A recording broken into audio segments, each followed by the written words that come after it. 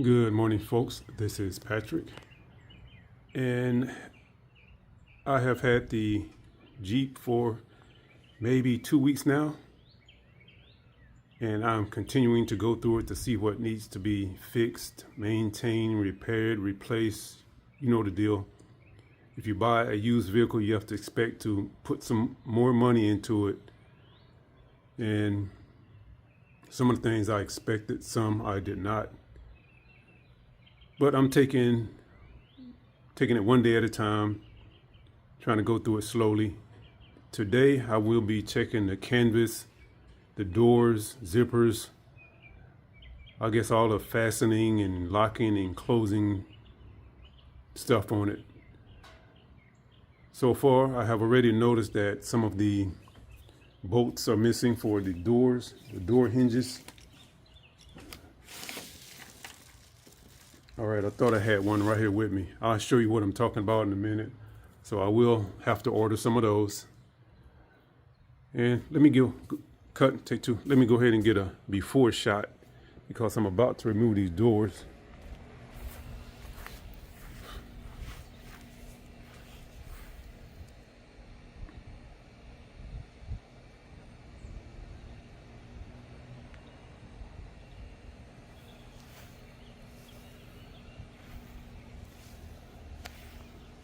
And yes, I am a little junky right now because I've been putting everything in there, trying to get it out of my garage where it was cluttering up everything, cluttering up the garage. And so once I get it out of the garage into the Jeep, then I'll get it organized. All right, folks, give me a few minutes. I'll be back before you know it, and we'll get an after picture, see what it looks like without the doors on it. All right, folks, here's our after shot. Just remove the doors. And of course, I do not have mirrors yet. That will be on my list of things to buy.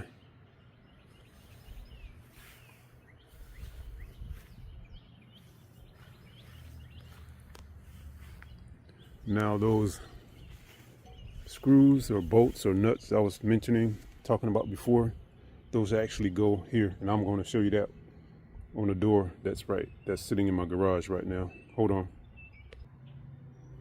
And these are the little bolts or nuts that I was talking about.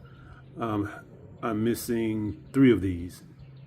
Let me see, 5, 6, 7. Yeah, I have 5 of these. So I'm missing 3, so I have to buy those. And you know, you get a kind of weird feeling when you go to buy a used vehicle and the the salesman tells you, yeah, I put the extra bolts and nuts in the center console. Okay, hold on, let me go and look at those while I'm thinking about it. Hold on. All right, here we go. And these are the extra nuts and bolts he was talking about. He also was talking about these because they were all in the center console with those. And looks like I have some extra tools here, because this is the door removal kit that comes with the Jeep. Well, at least it came with my 2013 and my 2015. I don't know. Maybe these came with the 2018s. I doubt it. At any rate, I will put those to use. Just got to find out what they fit. Let me see. Okay, let's talk about this. Now, I do have I don't know what you call this little kit, but the kit includes this silver piece. I think it's some type of door guide system. It helps you to put the door on, because if you've ever dealt with this door before, you know it's kind of heavy and bulky, and it's hard to maneuver it onto the hinges on the Jeep. And there's a screw. You just screw this on here.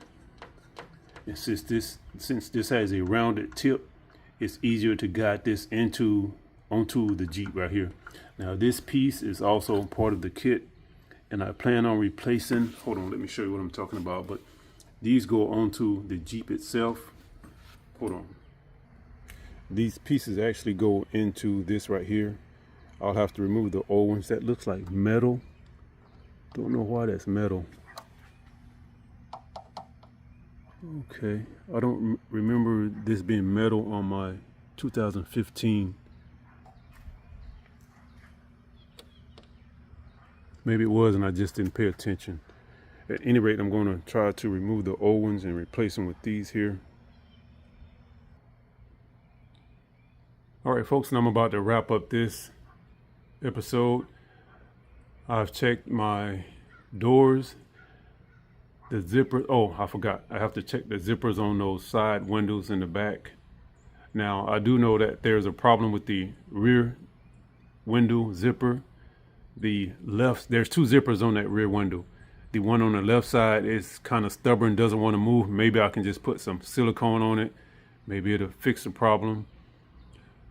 If not, I'll have to look further into it to see what's going on. Let me see. And since I'm talking about doors and fasteners and that stuff, you probably noticed that the Jeep still has the original door hinges for that tailgate, and that size 35 tire is putting a lot of stress on those hinges right now. So I'm thinking about removing that spare tire until I can get some 33s. I don't want to tear up that tailgate with that heavy ass tire. But so far there's no problem with those hinges that I can see or detect. But there's no telling what's going on a level that I can't see. So yeah, I might have to remove that spare. Let me see. Okay, let me go ahead and get these rear side windows off. Make sure there's no issues with that. Hold on, I'll be right back.